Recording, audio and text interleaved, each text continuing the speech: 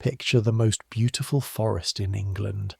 Ancient oaks wider than your outstretched arms, beech trees like grey cathedral pillars, deer moving through morning mist like ghosts. Now understand this. In the year 1723, cutting down one of those trees could get you hanged. Not fined, not whipped, hanged by the neck until dead. Killing one of those deer, hanged. Walking through that forest at night with your face darkened by soot so the keepers couldn't recognize you, hanged. Being found near the forest with a blackened face and refusing to explain yourself, hanged. Parliament passed a single law that year, which created by some counts over 50 new capital offences in one stroke of the pen, more hanging crimes in one act than most countries created in a century. And almost all of them were about trees, deer, fish, and rabbits. That's the Waltham Black Act, the most savage piece of criminal legislation England ever produced. A law so extreme that even the men who enforced it sometimes couldn't believe what they were reading. A place and time where a starving man with a dead rabbit in his coat was legally worth less than the rabbit. We're going back there tonight, not as historians reading the statute, we're living it. One person, in one village on the edge of one forest. In the autumn the law came down like a falling tree. Everything he would have seen, smelled, feared, and survived. So, I make these history stories, and honestly, I have no clue if anyone actually sleeps to them, or if you're all just weirdos who like drifting off to the sound of 18th century England threatening to hang people over firewood. Either way, subscribe if you want. Get comfortable. Here we go. The axe is already in your hands when you realise you might be committing a hanging offence. That's the strange part. You've done this exact thing 1,000 times. Your father did it. His father did it. You're standing in the grey half-light before dawn at the edge of Waltham Chase in Hampshire in October of 1723, with your boots sunk into wet leaf mould, and you're cutting a dead ash pole out of the underwood. The way commoners on this chase have cut dead wood for as long as anyone's grandmother can remember, by custom, by right, by the simple ancient arithmetic that says the poor may take what the forest drops, because otherwise the poor die. But the law changed in May, and nobody's entirely sure anymore where custom ends and the gallows begins. The axe head bites into the ash with a flat, wet chunk. The sound carries. That's the thing about a forest at dawn. Sound travels like it's running downhill. A woodpecker stops drumming somewhere off to your left. You stop too. You stand absolutely still with the axe half raised, breathing through your mouth because it's quieter, listening past the drip of last night's rain coming off the oak canopy. Nothing. No hoofbeats. No keeper's dog. Just your own heart, going harder than the work deserves. Your name is John Marlowe. You're 19 years old. You're a charcoal burner's man, apprenticed in everything but paper to old Elias Kemp, who has burned charcoal on this chase since before the old Queen died, and your hands already look 10 years older than your face. The skin across your knuckles is cracked and black in the creases, the kind of black that doesn't wash out, that lives down in the skin itself like ink in paper. Your right palm has a ridge of callus at the base of every finger, hard as saddle leather, from the axe and the shovel and the rake. When you close your fist, you can feel the callus fold, a small dry creaking you've stopped noticing, the way you stop noticing your own breathing. You swing again. Chunk. The pole shivers. 2 more strokes and it cracks and sags into your waiting hand, and the whole tension of the last minute drains out of you at once, leaving you slightly sick. It's dead wood. It's underwood, not timber. It's yours by every custom of this chase. You tell yourself this, dragging the pole free of the bramble, feeling the thorns pull at your sleeve like small deliberate fingers. Dead wood was always yours, but the men in London who wrote the new act didn't put customs in it. They put trees in it. Cutting down or otherwise destroying any trees planted or growing in any avenue, garden, orchard or plantation. And the Bishop of Winchester, who owns this chase, the deer, the timber, the soil, the fish in the ponds, everything except the air, and probably that too if he could fence it, has keepers now who read that act the way hungry dogs read a butcher's window. You shoulder the pole. It's maybe 12 feet of grey ash, light for its length because the heart's been dead a year, and it balances on your shoulder with the familiar dig of wood into muscle, right at the spot where your coat has worn shiny. You've carried 100 poles like this. You know the exact way the weight will shift when you duck under the low oak limb by the ditch. The small correction your left hand makes without being told. You start walking, fast, but not running. Running looks like guilt, and out here, since May, looking like guilt can be the whole crime. And I need you to understand what that means, because it's not as exaggeration for effect.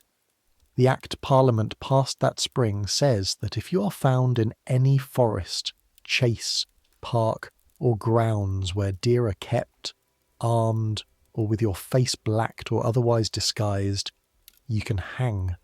Not for what you did, for what you look like you might have been about to do. There are men, real men, with names in real court records, who will die in the next few years essentially for the crime of standing in the wrong wood with the wrong face.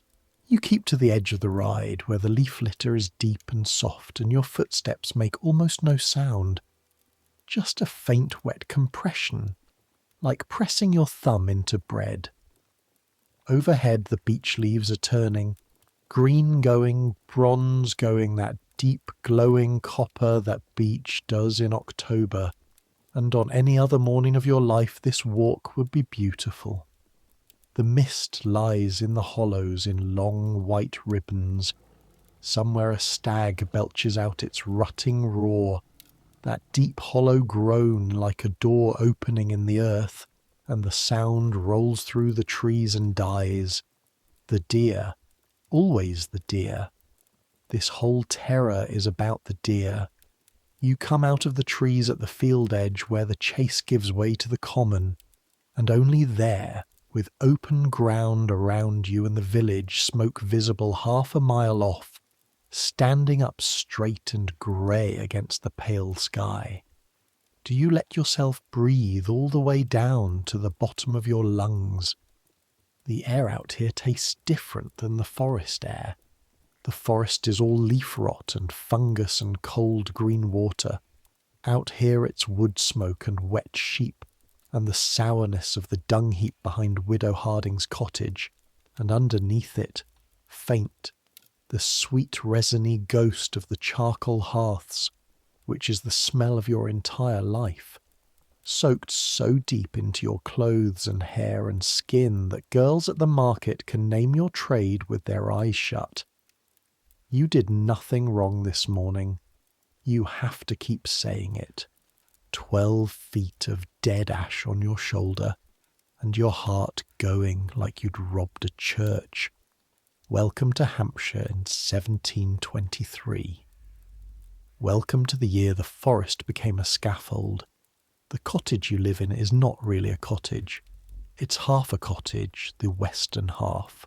1 room down and a loft above, and the other half belongs to the Paget family, 7 of them, separated from you by a wall of wattle and clay so thin you can hear old Paget's chest rattling at night like dried peas in a jar.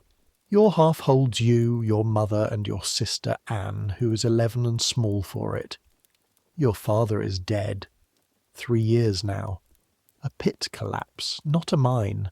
Nothing so grand, just a marl pit at the edge of the common where he was digging clay marl to sell to farmers, and the wet side of it slumped in on him on a February afternoon, and by the time the neighbours dug him out the cold and the wait had finished the argument, you were 16. You remember mostly the strange smallness of it. A man alive at noon and dead by 2, and the pit just sat there afterward, a wet brown hole, not looking like anything. Since then, the arithmetic of your house has been simple and it has been savage. Your mother spins. Anne helps her and gleans in season and gathers acorns for the Paget's pig for a farthing a basket.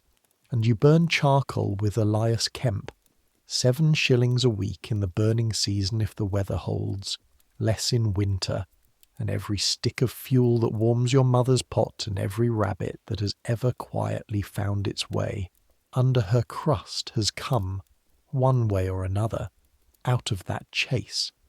That's the part the gentleman in London never wrote down. The forest is not scenery. The forest is the poor man's overcoat, his coal cellar, his larder, his timber yard, and his bank. Dead wood for the fire.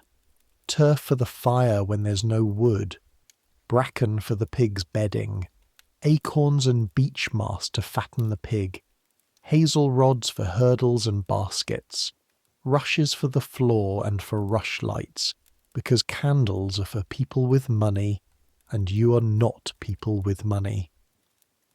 A rushlight is a dried rush dipped in scavenged fat, and it burns for maybe half an hour with a small mean light, and that is what evening looks like at your level of England.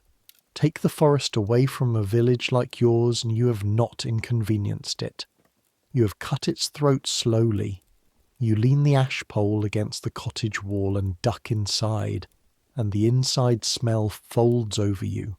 Wood smoke and wet wool and the thin porridge already going on the fire, oatmeal and water and a pinch of salt, and under it all the old permanent smell of the house itself, clay and soot and human sleep. The fire is small. The fire is always small. Your mother measures wood the way a miser measures coin, because she grew up in a winter where they burned the stool and then the bed frame, and she's never once in your life built a fire a single stick larger than survival requires. She looks up from the pot. She looks at the doorway behind you, at the pole leaning there, and you watch her do the same arithmetic you did in the wood, custom against gallows, and you watch her decide not to say anything, because saying it out loud makes it real, and then she says it anyway, because she is your mother. Anyone see you? No one to see. Keepers were at the Paget's end of the common yesterday, asking after Tom Frith. She stirs the pot and the spoon scrapes the iron with a sound like a small animal in the wall. Asking who his friends were. Tom Frith. You keep your face still.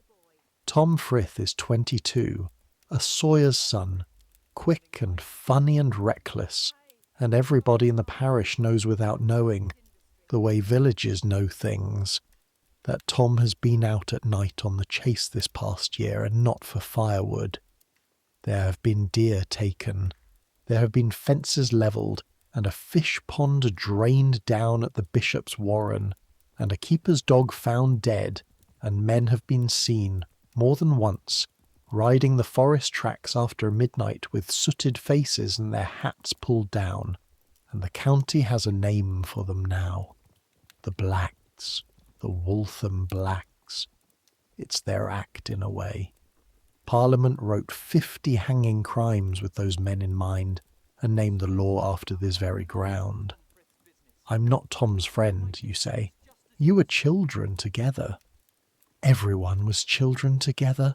It's a small parish. Your mother sets the spoon down. Her hands are what her life has made them.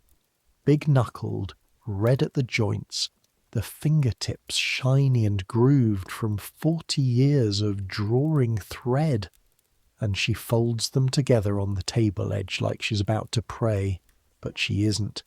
She's about to tell you something, which in her case is a more serious activity than prayer. John, listen to me once. When your father died, the parish gave us 3 shillings and a lecture. 3 shillings, and the overseer stood in that doorway and told me to raise you honest, as if honesty was something he was paying for and wanted receipts. If you go to the assizes, there is no arithmetic after that. There's no version of it I survive. You understand? Not that you'd hang, though you'd hang. That I don't survive it. Anne doesn't survive it. So whatever Tom Frith is doing in that forest at night, whatever any of them promise you, you are the slowest, dullest, most law-abiding young man in Hampshire from this morning forward. You cut dead wood in daylight where God and the keepers can watch you do it, and you touch nothing with a heartbeat, and you come home before dark. Anne is watching from the loft ladder, her chin on the rung, her eyes moving between you like she's watching men play at bowls. Yes, you say it properly. I'll keep clear of it, I swear. She nods once and turns back to the pot, and that's the end of it. In the way of your house, where things are said once and then buried, standing up, still breathing, where you can hear them at night if you listen. You eat the porridge standing because Elias expects you at the hearths by full light, and the porridge is hot and almost tasteless and completely wonderful, the way food is when your body actually needs it, warmth going down your throat and spreading out under your ribs like a hand pressed flat. You wipe the bowl with your finger.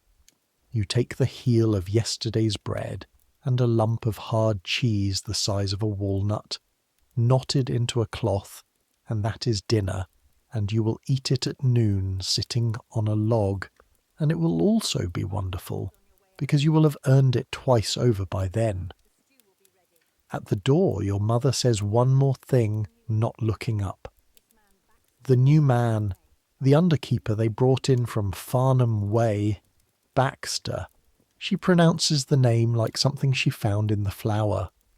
He stopped Anne on the common path Tuesday, asked her what was in her basket. Your stomach goes cold and small. What was in it? Acorns, for the pig. He turned it out on the ground anyway, made her pick them up one by one while he sat his horse and watched. You stand in the doorway with the cold morning against your back and the fire's small warmth on your face, and you feel something. You will feel many times before this story is done, a very specific and very old feeling, the feeling of anger with nowhere legal to live, an 11-year-old girl, a basket of acorns, a man on a horse, watching her pick them out of the mud one by one, because he could, because the law had just handed men like him a rope and told them the whole forest was now a place where poor people existed on sufferance. Don't, your mother says, still not looking up. She can hear your thoughts through the back of her head. Mothers can. That's exactly the door they want you to walk through. I know. Go to work, John. You go to work.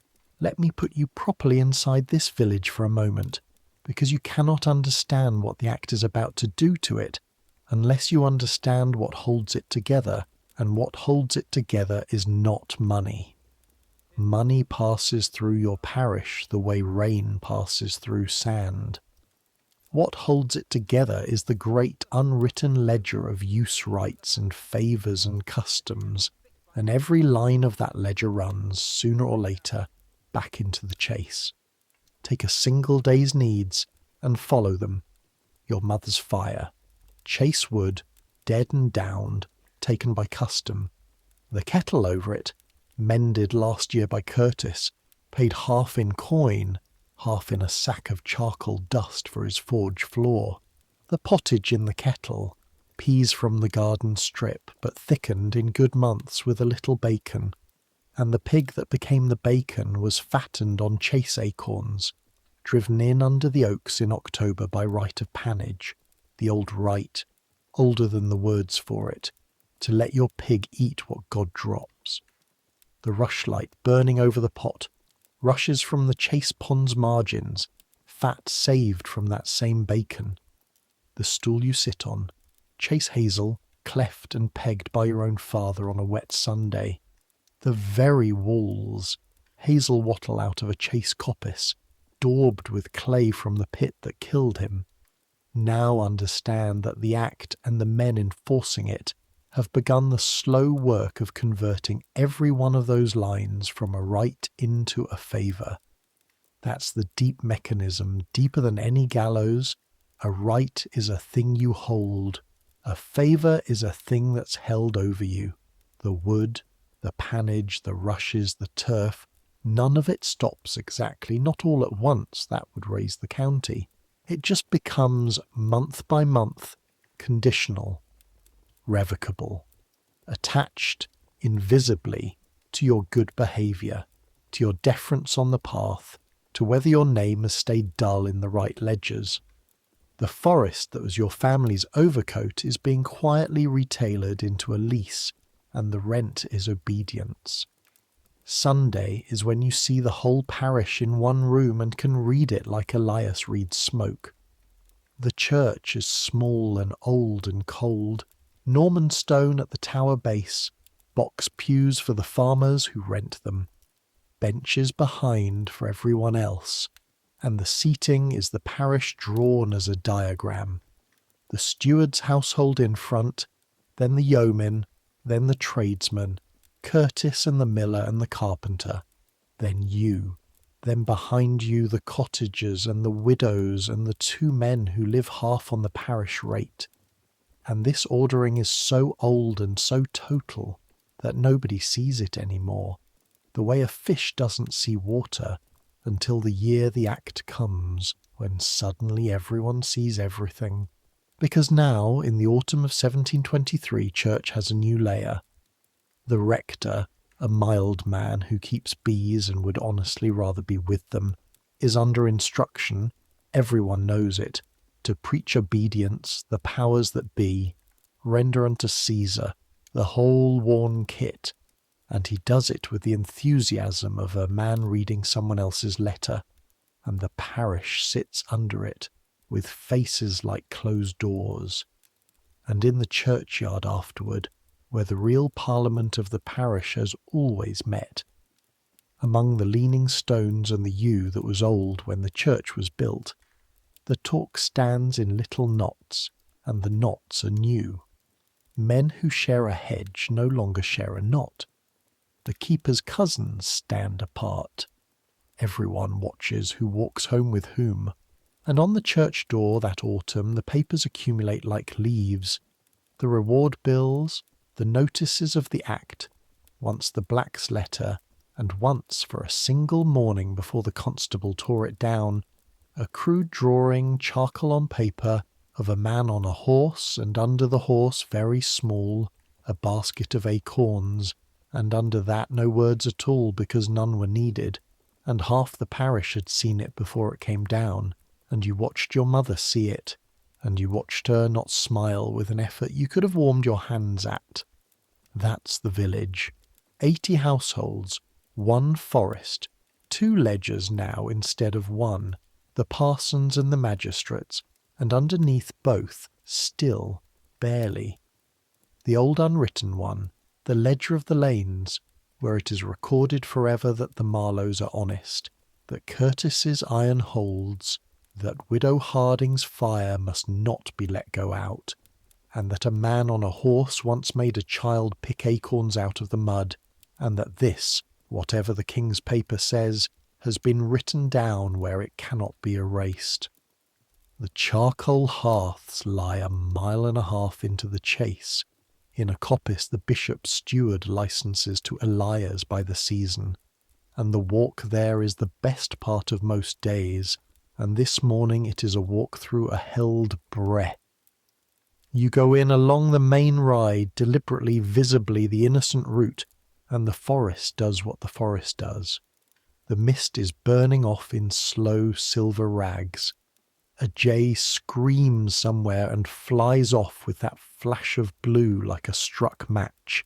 Squirrels are frantic in the beech mast, this being October, and the ground under the big beeches crunches faintly with mast husks, a sound like walking on tiny bones. You pass under an oak that 4 men couldn't circle with joined hands, an oak that was old when the Armada came, and its lowest limb is thicker than your whole body, furred green with moss on the north side, and you know without ever being taught it that this tree is worth more than your life. Literally now, that's the statute. The tree has legal protections you don't. You smell the hearths before you see them. Everybody does. Charcoal smoke is not like wood smoke. Wood smoke is bright and resinous and blows away. Charcoal smoke is heavier, sweeter, closer to tar, and it doesn't so much blow away as lean, drifting low through the underwood in slow blue-grey sheets. And when it's going right, it has a particular clean sweetness like hot sand and toasted bread, and when it's going wrong, it goes sharp and sour. And Elias can smell the difference from a quarter mile and start swearing before the hearth is even in sight. Elias Kemp is 61 years old, which on this chase is a kind of geology. He is small and bent and grey all over, grey hair, grey stubble, grey-black skin on his hands and forearms where 60 years of charcoal have moved in permanently, and his eyes in that grey face are a pale, startling blue, and they miss nothing. He has buried a wife and 2 sons. He sleeps half the burning season in a turf and pole hut beside the hearths, because a charcoal clamp is like a sick child. It cannot be left alone for 6 hours together, and he has spent more nights of his life inside this forest than inside any house. And he is the closest thing to a father the last 3 years have allowed you. This morning he's at the big hearth, the 15-footer, on his knees, with his ear almost against the clamp's earthen skin like a doctor listening to a chest. You should understand what you're looking at, because almost no one alive remembers now. A charcoal clamp is a work of architecture. You build it around a central pole, stacking cordwood on end in rings, lengths of oak and beech and ash all cut to a forearm's measure, leaning inward, tier on tier, until you have a dome maybe 15 feet across and head high. Thousands of pieces, each one placed by hand, each one placed by feel, tight enough to stand, loose enough to breathe. Then you thatch the whole dome with bracken and straw, and then you skin it with earth and turf and the sieved black dust of old burns, sealing it, and then you drop fire down the central flue and close the top, and for the next week or more that dome smoulders from the inside out, cooking the wood in its own starved heat, driving out water and tar and gas until what remains is charcoal, black, light, ringing like pottery when you knock 2 pieces together. And the whole art, the entire 60-year art of Elias Kemp is in the word starved. Too much air through the skin and the clamp doesn't smoulder, it burns, and a week of work and a season of wood roars away into ash in an afternoon. Too little, and it dies inside, sullen and half-cooked. So you watch it. You read its smoke hour by hour. White smoke, water, good. Blue smoke, tar's going, good. Thin smoke, danger. You walk its skin, feeling for hot spots through your boot soles. You listen to it. A healthy clamp has a sound, a deep faint seething like the sea in a shell, and when the wind shifts in the night and tears a vent open, the clamp will begin to breathe faster, and then to roar softly, and then you are out of your hut in the black cold with a shovel half asleep, throwing earth at a glowing wound alone, a mile from any living soul, because if it breaches properly it can vomit fire out one side and the whole dome can slump and go up. Men die at this, not often, but memorably. A collier walking his clamp at night steps where the wood inside has burned hollow and the crust gives way, and he goes into the waste, into the middle of a smothered fire. Elias's second son. That's how, 20 years ago, on a hearth not 300 yards from where you're standing. Elias has never once spoken of it, and he has also never once let you walk a live clamp at night without a rake in your hand held sideways, like a tightrope walker's pole, so there's something to catch the edges if the crust goes. You're late, Elias says without turning around to the clamp. You're not late. He says this every morning. It's not an accusation, it's a greeting, worn smooth like a doorstep. Wind backed round to the east in the night, he goes on, straightening up in stages, hand on his knee, hand on his thigh, the way he does. She was pulling hard on the east side about midnight. I've stopped 2 vents already. Get the dust sieved, and there's the new wood to cross-cut the alder, though God knows why anyone wants alder charcoal. Gunpowder men are fussier than bishops. That's the other thing. Your charcoal doesn't just warm hearths. The good hardwood coal goes to the iron men and the smiths. But alder and willow charcoal, soft, clean, fast-burning, goes down the road toward the powder mills and becomes, quite literally, gunpowder. You spend your days making the black heart of empire, of every musket and man of war, out here in the leaves with a rake for 7 shillings a week. Nobody thinks about that. You don't either, mostly. It's just wood. You work. And I want to stay here a moment, in the work. Because the work is the truth of this life, more than any law. Sieving the dust, you shovel old hearth black into the riddle, a wide shallow sieve, and shake it over the barrow, and the fine dust hisses through, while the clinker dances on the mesh, and the dust rises around you in a slow black veil and settles on your eyelashes, your lips, in the creases of your neck, and you taste it all day, a taste like a struck flint, cross-cutting, the alder poles across the sawhorse, the saw's first stroke skittering till the kerf bites, then the long rhythm, push and pull, the saw talking to itself, sawdust spilling over your left boot in a pale orange stream, alder cuts orange as a carrot, and then the cut face blushes red like a wound. First tree you ever met that seemed to bleed. Your shoulders find the old ache by mid-morning, that deep line of fire along the top of the blade bone, and your hands, inside their cracks and calluses, settle into the day's dull burning, and this is simply what having a body is at your level of England in 1723. Nobody you know has a body that doesn't hurt. Pain is like the weather. It's discussed the same way. At noon you sit on the peeled log by the hut and eat the bread and the walnut of cheese, and Elias shares out small beer from his jar, weak, sour, safer than water, and for a while neither of you says anything, and the clamp seethes its sea sound, and the smoke leans away southwest in a long blue sheet through the trees, and a robin comes to stand near your boot with its head cocked, because robins have followed the colliers on this chase for 1,000 years, waiting on turned earth, and this, right here, this exact half hour, log, bread, robin, smoke, is the finest thing your life reliably contains. Then Elias says, in exactly the voice he'd use about the weather, Baxter rode past the North Hearth twice yesterday, counting. Counting what? Us, the wood, whatever men like him count. He drinks, wipes his mouth with the back of his grey wrist. 60 years I've burned on this chase, boy, licensed, paid up, known to every steward the bishop ever had, and that man looked at me like I was something he'd found in a snare.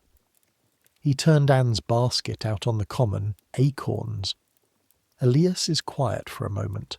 The robin flicks away. "There's a kind of man," he says at last, "who's been waiting his whole life for a law like this one. Not for the deer. He doesn't care a bad farthing for the deer. He's been waiting for the permission, for a piece of paper that says the way he always wanted to treat people is now the king's justice." He stands joint by joint and takes up his rake. "You'll want to be very boring for a while, John. Boring as ditch water. There's a hard winter coming to this forest, and it's got nothing to do with the frost.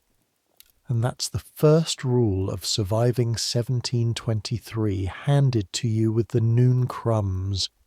Be boring, be visible, be daylight. You will get, in the end, about 6 weeks of being boring.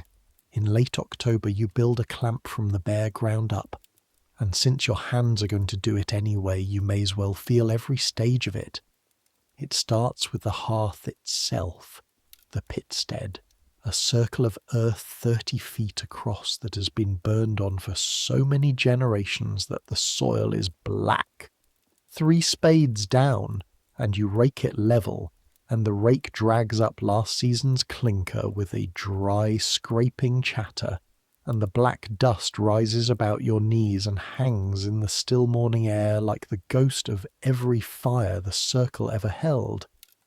Elias walks it in a slow spiral, reading the ground with his feet, and stamps twice where a soft spot is, and you fill and firm it, because a clamp on an uneven ground burns uneven, and an uneven burn is money turned to ash. Then the motty peg, the centre pole straight as honesty, driven upright in the exact middle, and around it you build the flue, a little triangular chimney of split billets, and this is finger work, precise as joinery, because down this throat the fire will be fed to the clamp's heart, and a choked throat kills the burn on day one. Then the stacking, and the stacking is 2 full days, and the stacking's where a collier's body earns its bread. The cordwood stands in walls around the pitstead, oak and beech and ash, every length cut to the measure of your forearm plus a fist, and you carry it armful by armful, and each armful is a particular animal, the oak dense and cold and punishing, the ash lighter ringing faintly when the billets knock, and you set each piece on end, leaning in against the flue, and then the next ring leaning against those, and the next working outward and upward, and your hands learn each piece in the half-second they hold it. The bark's grip, the checked ends sharp as broken crockery, the damp undersides where the stack stood on grass, and by mid-afternoon of the first day the skin of your palms is polished hot, and by evening the muscle that runs from thumb to wrist has a deep coal of ache in it that flexing only fans. 10,000 pieces more or less. Elias counts nothing and knows the number anyway, the way he knows the weather 2 days out. The dome rises to your chest, your chin, over your head at the crown, and there is a moment, there is always a moment, near the end of the second day, when the light goes long and gold through the coppice, and the finished dome stands there, tight, symmetrical, vast, a house of wood built without a single nail by 2 pairs of hands, and Elias walks around it once with his pipe unlit in his teeth, and says what he always says, which is nothing, but slower. Then the dressing. Bracken first, armfuls of it, russet and dusty, laid like thatch shingle-wise from the bottom up, and it whispers and crackles and sheds its brown spore dust down your collar where it itches for a day. Then the earth and the sieved dust over that, spadeful by spadeful, patted, sealed, the dome going from wooden beast to black burial mound, and you leave the flue's mouth open at the crown like a mouth waiting to be fed. And then the lighting, which is done at evening, always at evening, and there is a churchliness to it nobody names. Elias brings the shovel of live coals from the hut fire, because a clamp is lit from a kept fire, never from cold flint. That's the custom. Fire begets fire down the generations like a family name, and he tips the coals rattling down the flue's dark throat, and you feed after them the dry kindling listening, and far down inside the black mound. The sound begins, small, papery, then settling, then sure, and a first ghost of smoke stands up from the crown into the twilight, and Elias caps the flue with turfs, choking the fire down from flame to smoulder, from spending to saving, and the burn is on. 8 days, that one. 8 days of walking the skin morning and evening, of reading the smoke, white to blue to the clean thin haze that says done, of stopping vents and drawing the sealing earth gradually down the dome like a blanket pulled up a sleeping child as the burn descends, and on the 9th day the opening, which is the trade's one theatrical act. You break the crust with the rake, quenching as you go, water hissing on hot black in bursts of sharp-smelling steam, and out of the ruin of the mound comes the coal, and good coal is a beautiful thing. I don't care who hears it. Blue-black, facetted, light as biscuit, every piece printed with the grain of the tree it was, and when you rake a heap of it together it rings and chimes against itself, a sound like money made of music, and you and Elias stand over the steaming circle in the cold morning, filthy to the eyebrows, 40 sacks of it around you, and this is the paycheck and the sacrament both, and no man on a horse has yet found a way to take the feeling, though you do not doubt that autumn, that somewhere one is working on it. I make it sound loved, and it is. And you should also hear the other side of the ledger, because sleep should be honest. It is brutal work in a brutal age. The smoke lives in your lungs. Old colliers breathe like wet bellows, Elias among them now.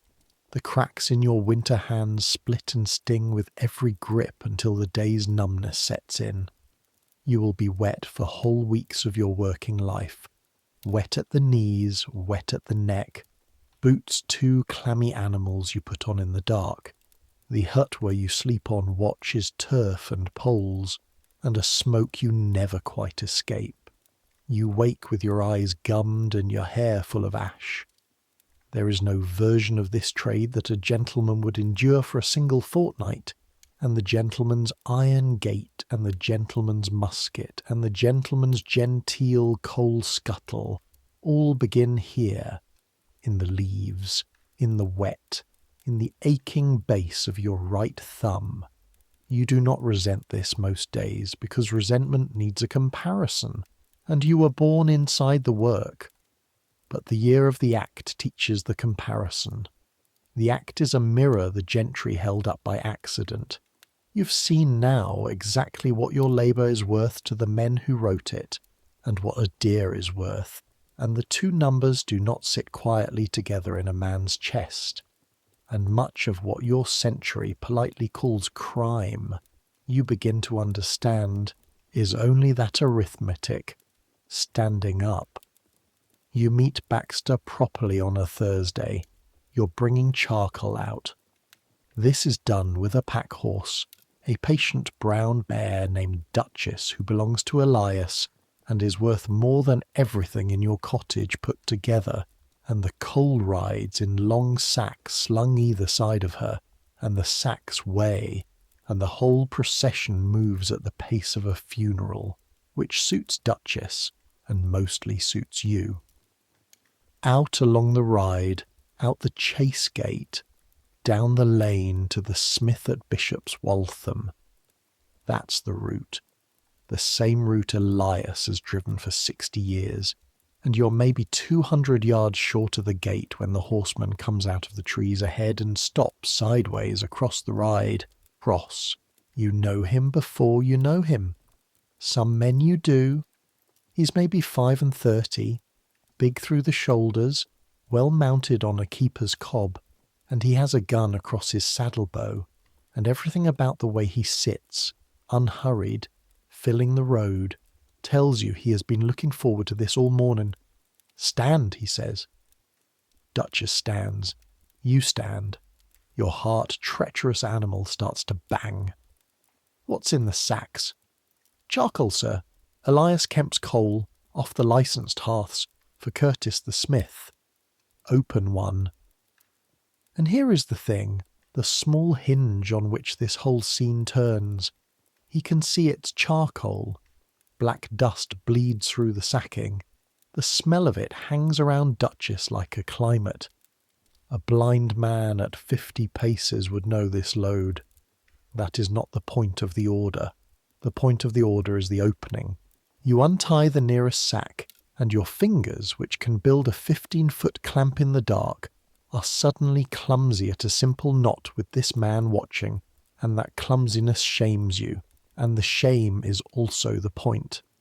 He leans from the saddle and looks into the sack at the charcoal that everyone on this road already knew was charcoal. Turn it out. You look up at him. 1 second, 2. There's a version of the next minute where you say the true thing, which is that turning out 100 weight of coal into the mud of the ride ruins a day's money for no reason on God's earth, and that Elias's license sits with the steward, and that this is the king's highway of the chase, and you are a working man about lawful work. And Baxter watches you find that version and weigh it, and something comes up in his eyes that is not quite a smile, and it is hungry, and you understand with total clarity that the true thing is exactly what he is fishing for: obstruction, insolence, a reason. There are 50 ways to hang in the forest this year. You're not going to add pride to the list. You turn the sack out. The charcoal goes into the wet of the ride, a black glittering heap. Weeks of Elias's craft in the mud, and some of it shatters, because charcoal shatters. That's its nature, and every broken piece is money gone. Then the second sack, because he nods at it.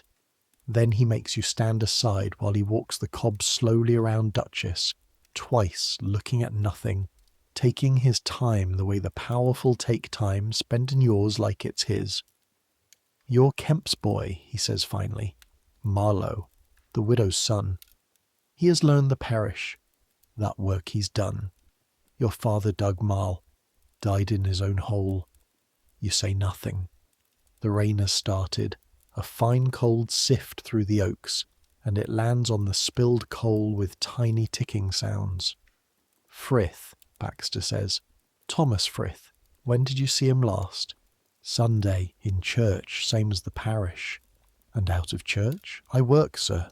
Dawn to dark. Ask anyone. I'm asking you. He gathers his reins.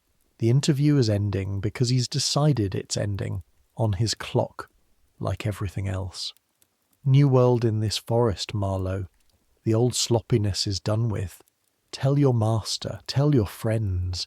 Every stick, every hoof, every fish in this chase belongs to my lord the bishop, and I am paid to remember it, and I have an excellent memory. He rides off at a walk, unhurried, and the rain thickens, and you kneel down in the mud of the ride and begin picking the charcoal up piece by piece with your black cracked hands, the exact posture of your sister on the common path, and you understand that this is not a coincidence and not an accident. This is the method. This is what the act feels like at ground level, not the gallows, not yet. The gallows is the roof of the building, but this is the daily floor of it. A man on a horse, and a family in the mud picking things up. By the time you reach Curtis, the smith you are soaked through, and a quarter of the load is broken small, and Curtis, a decent man with forearms like a dray horse, looks at the state of the sacks and the state of your face and asks no questions at all, just weighs the coal, pays the honest price for the sound and half price for the broken out of his own pocket margin, and says quietly, into the ringing dark of the forge, Baxter. Not a question. You nod. He stopped the carrier's cart Tuesday and made old Susan Dean unwrap her washing bundle on the verge. Washing. Curtis pumps the bellows once, and the forge fire swells with a sound like a great animal turning over, and the heat rolls out and hits your wet clothes and raises steam off your shoulders. You know what the trouble with that man is? He's not even cruel for pleasure exactly. He's building something. Every basket he turns out, every cart he stops, he's teaching the parish a lesson, one household at a time. The lesson is, you live here on my patience. The hammer comes down on the iron once, a clean bell crack that you feel in your teeth. Trouble is, lessons like that get answered, and the answer's already out there in the dark, riding round with soot on its face. And when those two finally meet properly, God help whoever's standing in between.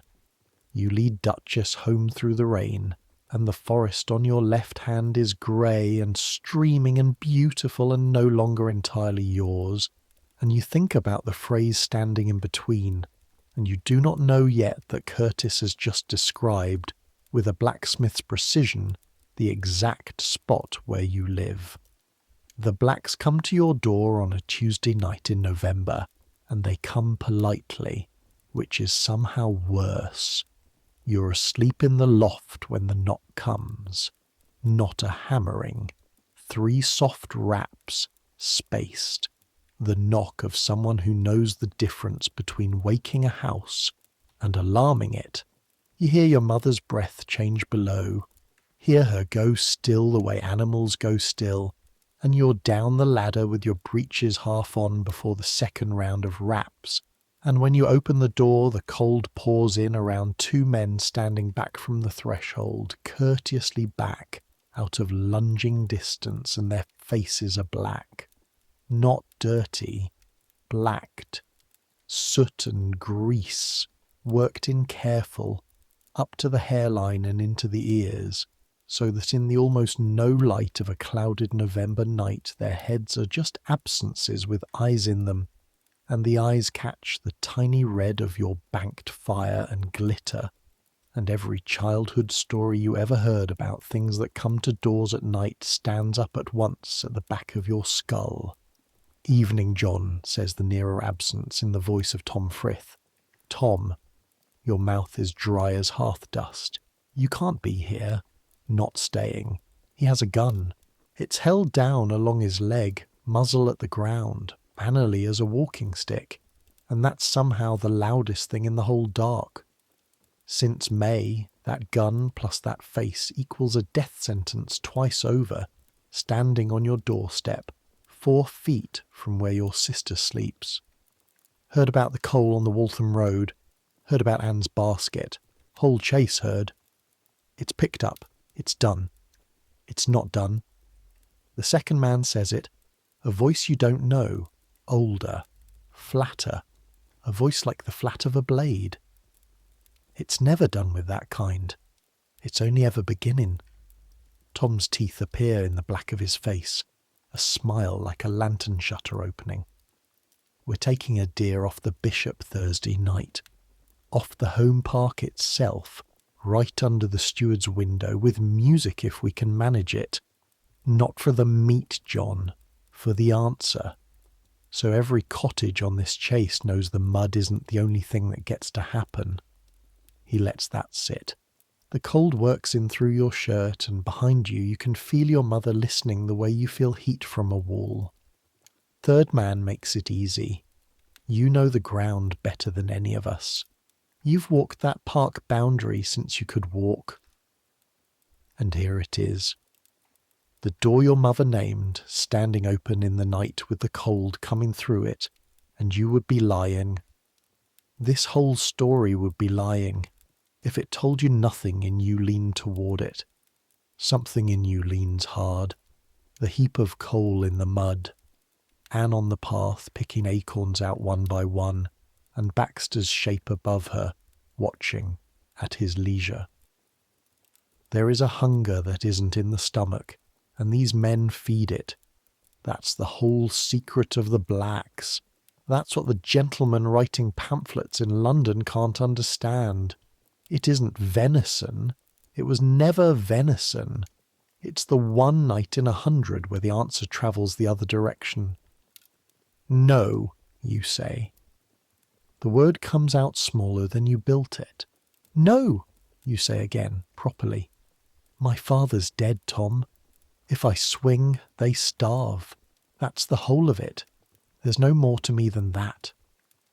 This silence stretches. Somewhere off in the dark a dog-fox screams, that shredded womanish shriek, and none of the three of you flinches, countrymen all. Well, Tom says at last, and his voice has no anger in it, and that surprises you, and then it doesn't, because you knew this boy when he was 7, and he was kind then and reckless then, both at once, and men mostly just become louder versions of their childhoods. Nobody's pressed. That's not what we are, whatever they print about us. He steps back, and the dark starts taking him. But hear one thing, John Marlowe. You think keeping your head down is a place. It isn't. It's a lane, and it's narrowing, and it ends at a wall. That law they wrote us in the spring, it doesn't have a page for men who behave. It's got deer in it, and trees in it, and faces in it. One day it'll want a Marlowe, behaved or not, and on that day you'd best hope there's still anyone left in the dark who owes you a good turn. And they're gone. Not walking away, just gone, the way men go who have made the night their trade, and you stand in your own doorway shaking, part cold, part everything else. And when you turn round, your mother is sitting up in the box bed with the blanket at her chin, and her eyes on you, and she says nothing at all, and you climb the ladder, and the two of you lie awake in the same silence until the small hours, listening to the wind work through the eaves like a long, slow breath. Thursday night, the blacks take their deer. You hear it the way the parish hears everything, sideways at wells and doorways, by Friday noon assembled into a whole. 11 men, mounted, faces blacked, came over the park pale of the bishop's own grounds at Waltham, an hour before midnight, killed 3 fallow deer, wound a horn under the steward's windows, if you please, an actual hunting horn, mockery set to music, and were gone before the household had boots on. One keeper loosed off a gun into the dark and hit a November night, and Saturday morning, on the church door of your own parish, pinned with a cobbler's awl, there's a paper, and you stand in the crowd around it while the clerk reads it out for those who can't, which is most, and the paper is from the blacks, and it is addressed, with terrible courtesy, to the keepers of the chase, and it says in a fine round hand that the gentlemen of the forest have noted the late insolence offered to the poor of these parishes, the baskets, the carts, the widows washing, and that if such insolence continues, the gentlemen of the forest will be obliged to take further notice. Further notice! You feel the crowd around you tighten and stir at those 2 words. You sound like wind through a wheat field. Half fear and half something the fear is dressed over, and old Elias beside you reads the crowd instead of the paper and says, very low, for your ear only, there it is, now it's a war. And in a war, boy, the ground everyone fights on belongs to somebody, guess who? And then there is the night of the guns, which falls between Christmas and the year's turn, and which you spend, all of it, lying awake in your own loft, which is somehow worse than being anywhere at all. It begins a little after midnight with 3 shots, not 1 shot, which the chase absorbs and explains away. A keeper at a fox frost in a tree the night clearing its throat. 3 close together, from the direction of the old warren under the beech hangers, and then a space of perhaps 10 heartbeats, and then more, ragged now, answering each other, 4, 5, a volley of sorts, thin and flat across 2 miles of frozen forest, and by the second volley the whole cottage is awake without a candle lit. Your mother sitting up below, Anne's whisper, "What is it?" and nobody answering her because the answer is obvious and unsayable. It has finally happened. The thing Curtis named at his forge, the keepers and the blacks have met properly in the dark, and men are shooting at men on your chase tonight now, while you lie under your own roof with your heart going like a drum with a split skin. And here is what nobody tells you about a battle 2 miles off. The worst of it is the silences. The shots at least are information. The silences between them are a black page your mind writes on, and it writes horrors. And then a single far shot crosses out what you wrote and starts a new page. You lie rigid in the straw doing the geography. That one was nearer the fish ponds, that one back toward the warren. They're moving. Someone's running, someone's following. And Anne creeps up the ladder and gets in against your back the way she hasn't since she was 7. Cold, small feet. And the two of you lie there facing the little window's paler darkness, counting, and your mother does the thing that you will remember longest of all the night's sounds. She begins, downstairs, very low, to work her wheel. In the dark, whir and pause, spinning nothing, most likely. Spinning for the same reason the parish will later admit it prayed, to put one small ordinary sound of its own against the enormous listening dark. Toward 2 there is a last flurry, distant westerly, almost out of hearing, and then nothing more.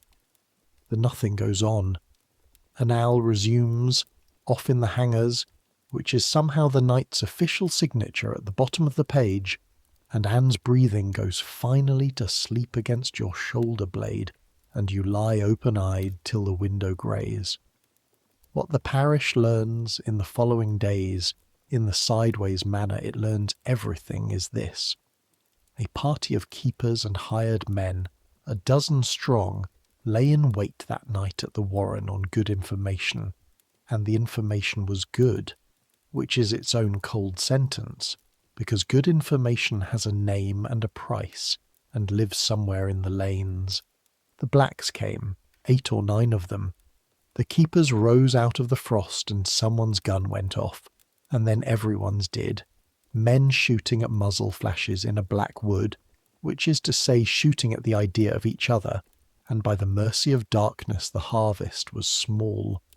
One keeper's man shot through the shoulder, one black caught, a Portsmouth man, nobody local, taken with a blacked face and an old fowling piece, and thereby under the act taken dead, though his body would go on, breathing until the assizes made it official. One more thing was found at first light, and this is the detail the parish cannot leave alone, that gets told at every well and wood pile for a month. A trail of blood going west from the warren, a heavy trail, and then at the Chase boundary bank stopping, not thinning, stopping at the parish edge, as if bandaged there, as if the wounded man's friends had paused under the boundary oaks, in sight of the open fields, to bind him before carrying him out into England, and something about that image, men kneeling in the frost at the exact line where the forest law ends, staunching a wound at the border of the thing that made it, says more to you about your times than the entire printed act. The keeper's man recovers. The Portsmouth Black goes into Winchester jail with his 40 days already spent. And the parish, your parish, passes through that January with a new silence inside its old one. Because now everyone knows what everyone had managed until then not to know for certain. That the information was good. That the dark has a leak in it. That somewhere between the mill and the common, behind one ordinary door, warming itself at one ordinary fire, lives the £100. You catch yourself that month doing the ugly arithmetic at church along the benches face by face, who has new boots, whose rent was paid easy, who no longer meets whose eye, and you stop yourself, forcibly, mid-pew, because you can feel what the doing of it is doing to you. Feel the act completing its masterpiece, which was never the gallows and was never even the fear, but this, a village of people who have loved and buried and harvested beside one another for 6 generations, sitting in their own church of a Sunday morning, auditing each other's boots. That is the crop the great men sowed, says Elias, when you tell him, and he says it without heat, wrapped in his coats by the hut fire, in the voice of a man reading old weather out of an aching joint. Deer they had already, timber they had already. This is the new thing the act grows, and it grows it in every parish it touches, and it will go on bearing long after the last man swings under it. Suspicion, boy. The one crop that never fails once it's in the ground. 2 weeks before Christmas they read the act in the market at Bishop's Waltham, and you are there to hear it, because Elias sends you in with coal, and afterward you will wish in a complicated way that you hadn't been. Market day in a small Hampshire town in 1723 is the parish turned inside out. The square is mud and straw and bodies, geese hissing in wicker crates, a woman crying eels from a barrel, the barber surgeon's boy drumming up custom for tooth drawing at 6pence. The smell a great braided rope of wood smoke and dung and wet wool and hot pies, and running through it all this winter, a new thread, thin and constant, and the thread is talk of the law. Everyone has a piece of it, and almost nobody has it right, and the pieces get worse in the telling. They hang you for gathering kindling now. They hang you for a hare. They hang children. Is it true they hang children? So the magistrates, in their wisdom, decide the remedy for rumour is recitation, and at noon a clerk climbs the steps of the market cross with the act in his hands, an actual printed copy, and a constable bangs a staff for silence, and the square goes quieter than you have ever heard it go. Hundreds of people and just the geese and the wind, and the clerk begins to read. And I want you to stand in that crowd and actually hear it, because there is a difference, a physical difference, between knowing a law exists and hearing it read over your head in the King's English while you stand in the mud it applies to. The clerk reads that if any person, armed with a sword or other offensive weapon, and having his face blacked or being otherwise disguised, shall appear in any forest, chase, park, or grounds where deer shall be kept, or in any warren, or on any high road, open heath, common or down, such person shall be adjudged guilty of felony, and shall suffer death, without benefit of clergy, shall suffer death. The phrase comes off the cross and lands on the crowd, and you feel it land, a kind of settling, like snow adding weight to a roof. And the clerk keeps reading, because the act keeps going. Death for hunting, wounding, killing, or stealing deer. Death for robbing a warren. Death for stealing fish out of a pond. And you think of every boy you grew up with, every single one. Summer evenings, a bent pin, and a horsehair line. Death for cutting down or otherwise destroying trees planted in any avenue or growing in any garden, orchard, or plantation. Death for setting fire to a house, barn, hayrick, or wood. Death for maiming cattle. Death for sending a letter demanding money without signing your name to it. Death, and this one moves through the crowd like a draft under a door, for rescuing anyone held for these offences, so that the crime of loving a prisoner enough to free him now carries the same rope as the crime itself. And then the clause that empties the lungs of the whole square at once, that persons charged under this act who fail to surrender themselves within 40 days of being proclaimed may be convicted without any trial at all. Attainted, guilty by the calendar, a man can be sentenced to death in England this winter by the simple passage of 40 days, without a judge ever looking at his face. The clerk rolls the paper, the constable bangs the staff. The market resumes, but wrongly, at half volume, like a body walking away from an accident. You stand by Duchess with your hand on her warm neck, and near you two farmers are arguing in low voices about whether a hedgerow counts as a plantation, whether a pollard is a tree within the meaning, and this is what the Act does to a countryside. This is its deepest work. It takes the oldest, most worn, smooth certainties of rural life, wood, water, hedge, hare, the things a man's hands know better than his prayers, and it wraps every one of them in a question with a gallows at the bottom. Nobody knows exactly where the lines are. That's not a flaw in the law. Uncertainty is the law's cold engine. A man unsure of the line stays far back from it, and far back from the line is where the bishop's deer grow fat. On the steps of the Crown Inn later, while you're loading empty sacks, you overhear the other conversation, the one from above, two gentlemen in good broadcloth, landmen, stewards' men, taking their wine where the whole square can witness the taking, and one says to the other that it's about time, that property must be made sacred or nothing is, that the discipline of a few will be the salvation of the many, and the other swirls his glass and says, and you will remember this sentence your whole life, in the tone a man uses for a good joke at a funeral.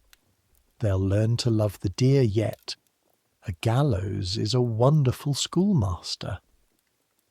That night, back home, Anne asks you at supper what the paper on the market cross said, because a girl at the well told her they were going to hang Tom Frith and she wanted it to be a lie.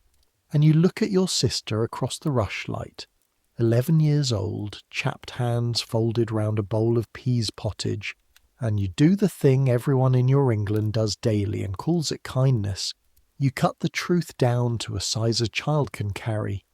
You say the law is about deer stealing, and Tom should stop being a fool, and no one hangs who stays home nights. And your mother's eyes come up from her spinning and meet yours over Anne's bent head, because you have both heard the 40 days clause by now. Everyone has, and you both know you have just told the child the world works in a way it no longer works. The rushlight fizzes and leans.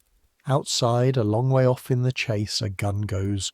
Once, flat and small in the wind, and nobody at your table says anything at all, and your mother's wheel resumes whir and pause, the oldest sound in the house, spinning thread you can't see in the almost dark. The way the whole parish is now spinning its life, by feel, waiting to learn what it's no longer allowed to touch. And now I have to tell you about the rabbit, because the rabbit is the truest thing in this whole story, and nothing about it is heroic. It's late January, the dead heart of that first winter under the Act, and it has been a bad month in a bad season. Elias's chest has kept the hearths half idle, and half idle hearths mean half wages, and half wages meet a full-priced winter, and the pot under the loft floor has gone from £3 to 9 shillings, with a speed that frightens you more than any keeper. Bread has gone dear after the wet harvest, and dear bread at your level of England is not an inconvenience. It is the whole sky changing colour. Your mother has begun doing the thing she does, which you know and hate, serving herself last and least and calling it fullness. And Anne's face has taken on the particular winter sharpness you remember from the year after your father died, cheekbones arriving early, and supper has become peas and bread and peas and bread, and one evening bread and not peas. And on a black iron Tuesday, walking home from the hearths in the last light, you come along the coppice edge, and there, in the ride, not 10 feet from your boots, sits a rabbit. A big winter buck, fat as a squire, sitting up in the open with the frost coming down, and it does not run. You stop. It watches you sideways the way they do, and the whole of you, everything you are, splits cleanly down the middle in the frozen dark, and you can feel both halves with total clarity, and you will remember the feeling at 80. One half is 19 years old and hungry, and belongs to a hungry house, and that half is already moving.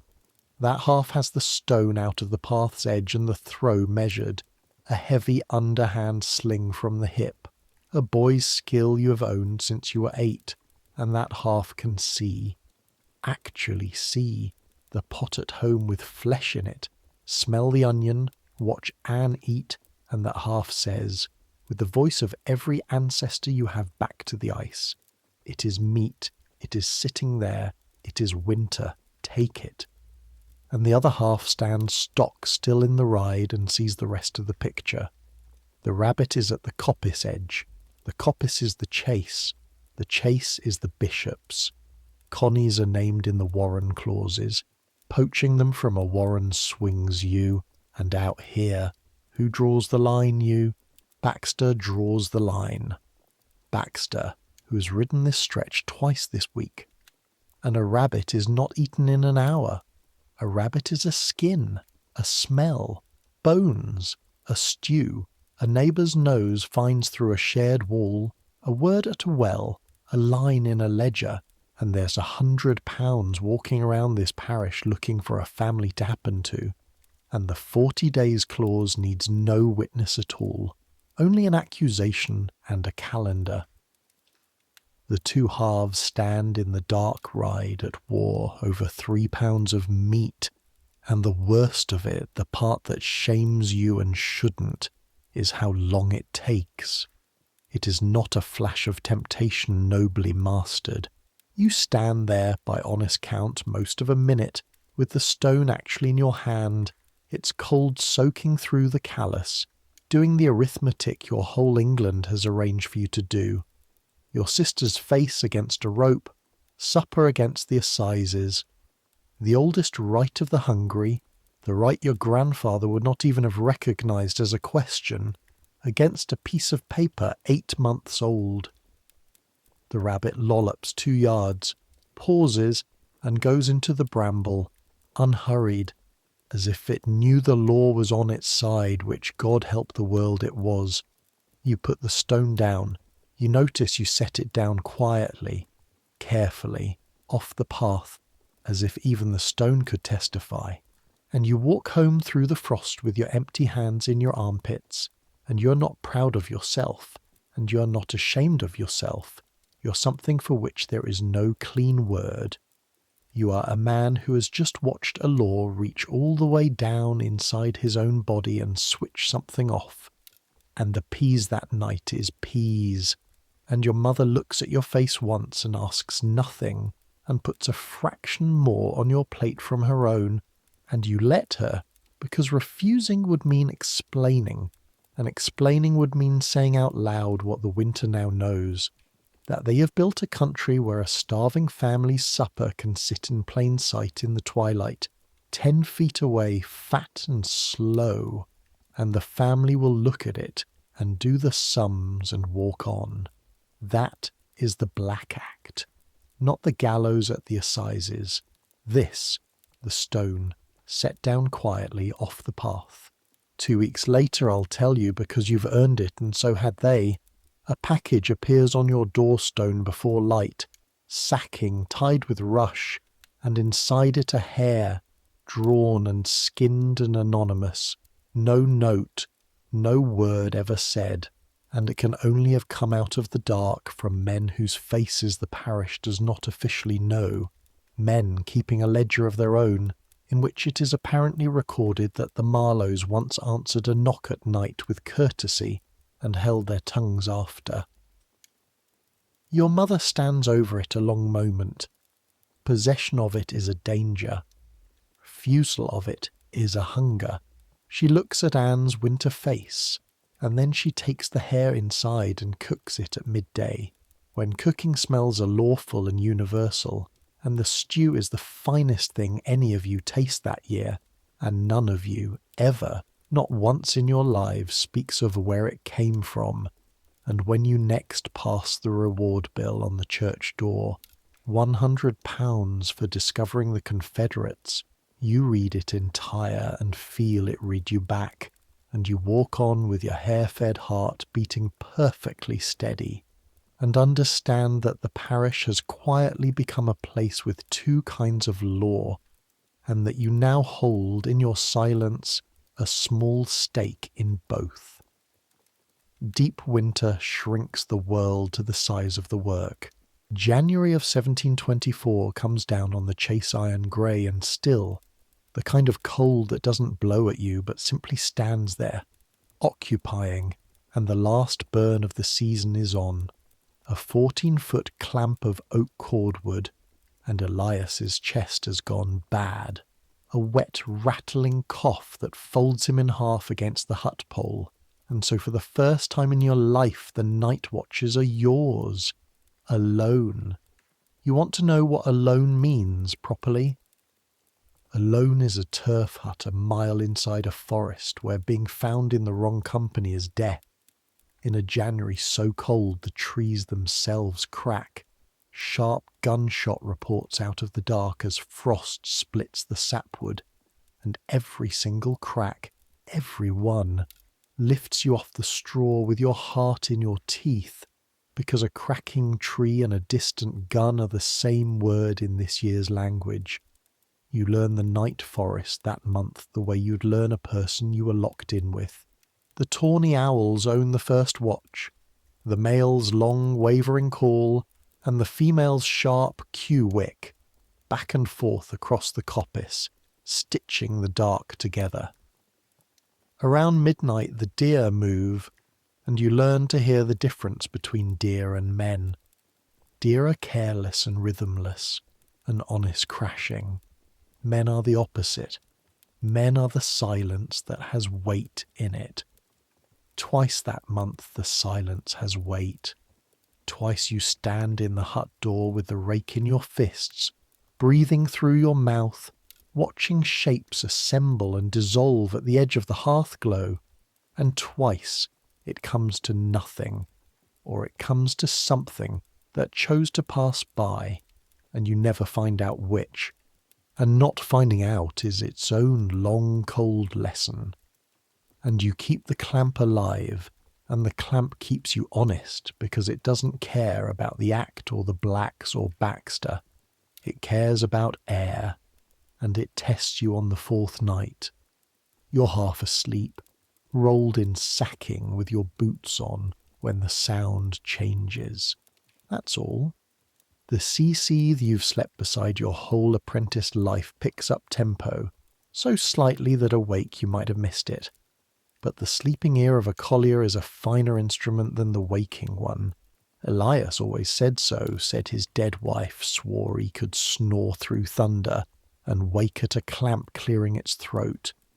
You're out of the sacking before your mind is, and the moment the hut's turf smell gives way to open air you know, because the smoke is wrong. There's a sharpness riding in it, a leave edge, and round on the northeast face, low, where the night wind has been prying all week, there's a red eye in the black skin of the dome, small as a fist, breathing, brightening with each pull of wind like a coal blown on, which is exactly what it is, a coal the size of a cartwheel about to happen.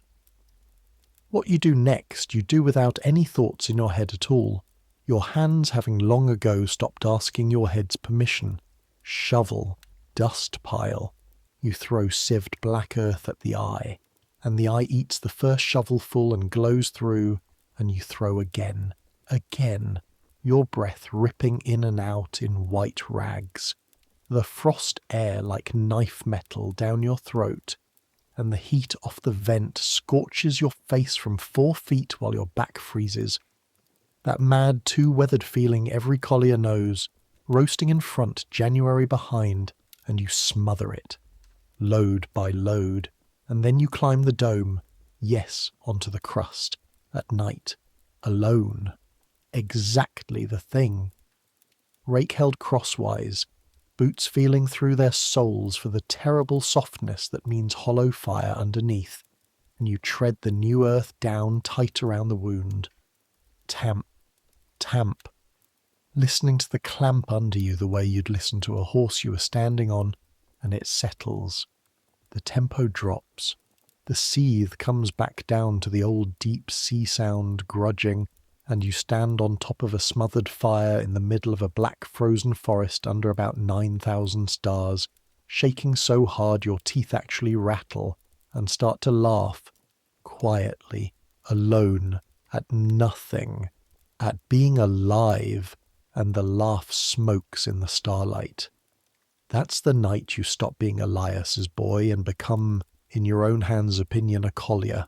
You come off the hearths at the end of that burn with the finished coal ringing like crockery in the sacks, with £3 saved shillings in a pot under the loft floor, with your face gone gaunt and your hands cracked so deep at the thumb roots that they split and weep when you flex them, and your mother melts tallow with a little beeswax begged from the church candles, and works it into the cracks by the fire while you sit like a child, wincing, and Anne laughs at you, and the fire is, for once, one stick larger than survival requires, because you brought home the collier's fee wood, your customary right, and even now, even this winter, there are corners of the old custom still standing, like walls of a house otherwise gone.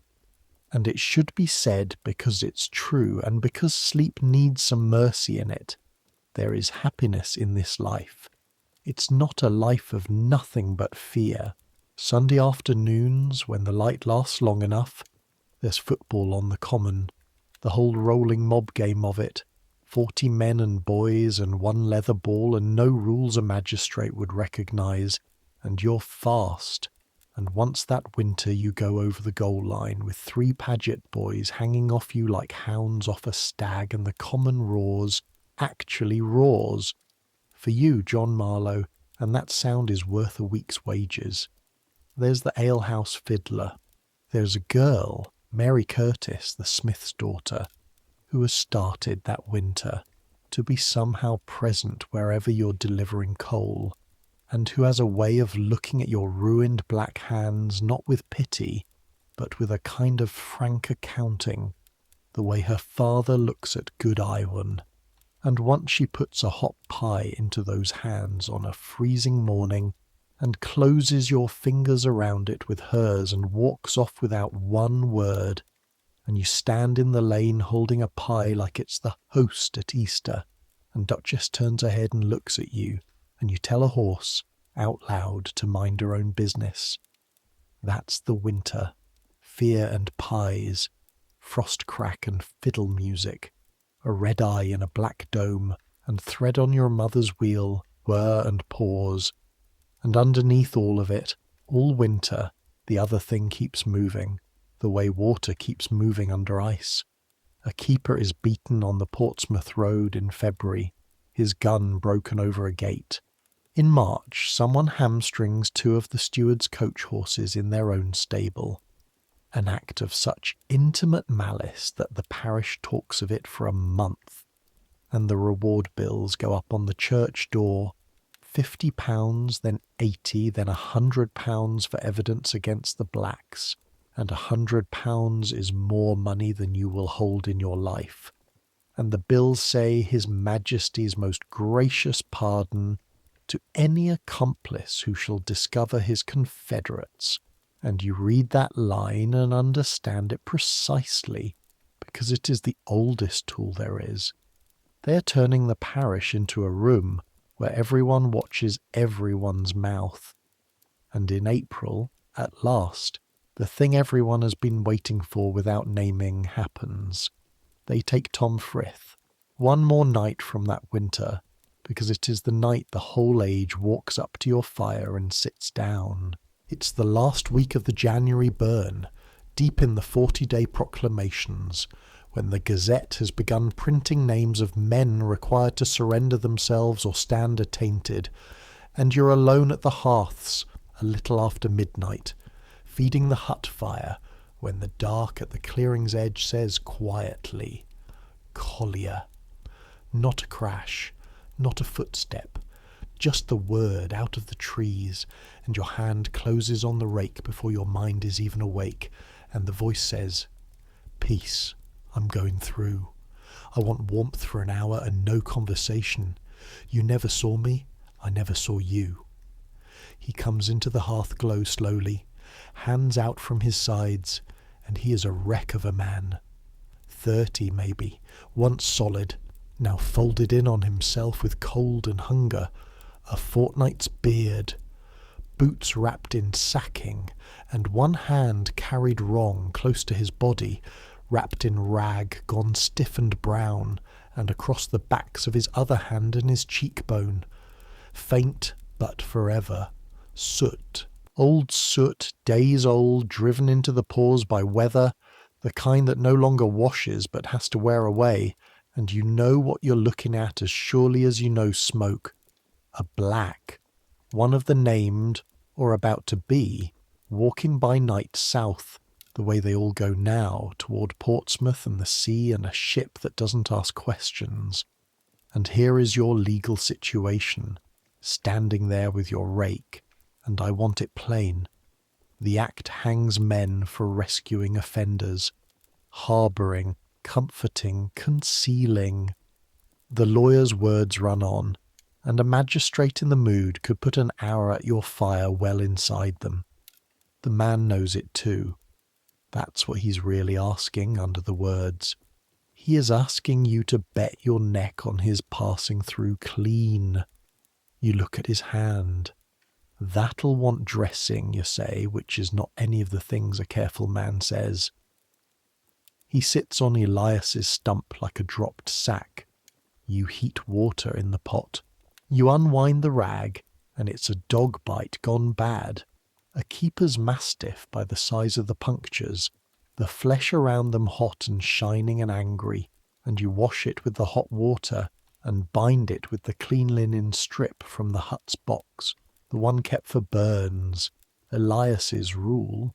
Always clean linen in the box, and the man watches you work with eyes that have gone past fear into a kind of flat astronomical distance. The eyes of someone who has been looking at the 40-day clause from the inside. You give him bread, you give him the small beer, he eats like machinery, and for the hour, true to terms, neither of you converses, but at the end of it, standing, testing the bound hand, he pays for his lodging the only way left to him, with a piece of the truth. "I had a farm," he says to the fire, not to you. "Copyhold, 2 lives on it. My father's and mine. Steward found a flaw in the copy when the old lord died. Lawyers ate it in one summer, so." He turns the bound hand over, examining it like a tool he's decided to keep. "They wrote in their act that we go disguised, faces blacked, as if the soot was the lie. Boy, the soot was the first honest face I wore in years. Everything above it, the hat touching, the sir, the standing quiet while they read us their paper, that was the disguise. Half this county wears it every day of their lives, and the king's men ride past 10,000 masked men every morning and never see one, because the mask they've made us wear is the face they like." He goes to the clearing's edge and pauses, a shape again already. "They'll say we were monsters," the shape says. "Some of us were by the end. That's what a rope law does. It breeds what it hangs. There's men riding out now I wouldn't sit a fire with. But when your children's children ask what the blacks were, tell them this much for me. Before we were anything else, we were the bill come due, and the forest takes him south, and you never learn his name, and you sit by the hut fire till dawn with the rake across your knees, not because you fear his return, but because you have understood, finally and bodily, that there is no spot on this whole dark chase, not one, where a man can stand and be outside the story. The keepers are in it, the blacks are in it, The bishop asleep in Farnham Castle is in it, the rabbit is in it, and John Marlowe, decent, careful, boring as ditch water, is in it to the neck. He has this night dressed a felon's wound with the burn linen and fed him parish bread, and would do it again, and will say nothing, ever. And the linen strip he burns before first light in the hut fire, watching it go, thinking, so, and now I too have something in the ledger that hangs, and knowing, with a strange calm, that every honest household this side of the Chase now does, and that this, in the end, may be the deepest thing the Great Men's Act has manufactured in its first year of operation. A countryside, quietly, of accomplices. They take him the clever way, the humiliating way, not in the forest with his gun and his blacked face, where he was, whatever else you say of him, a kind of king, but at his father's table on a Sunday noon with a spoon in his hand, 4 constables and Baxter and 2 mounted keepers for one sitting man, and they walk him out through the whole gathered lane with his wrists corded, and his mother follows to the end of the gardens and no further, and stands there, and the lane learns something that day about how these stories actually end, which is not with a horn winding under a steward's window. It ends on a Sunday with pottage going cold in a bowl, and then, because one arrest is a seed and the crop is fear, comes the sweep. For 3 days the Chase parishes are turned over like bedding. Constables and keepers and men sworn in special for the work go door to door with a magistrate's paper, and it is all lawful. That's the thing your grandfather's world never prepared anyone for. Every bit of it lawful, and they come to your door on the second morning. 5 of them, Baxter sitting his cob in the lane behind like a man at his own theatre, and they are through your half cottage in a quarter hour because there is so little to be through. They turn the loft straw with a pike. They open your mother's marriage chest and lift out her grave linen, the sheets every woman keeps folded against her own burying, and shake them out like tavern cloths.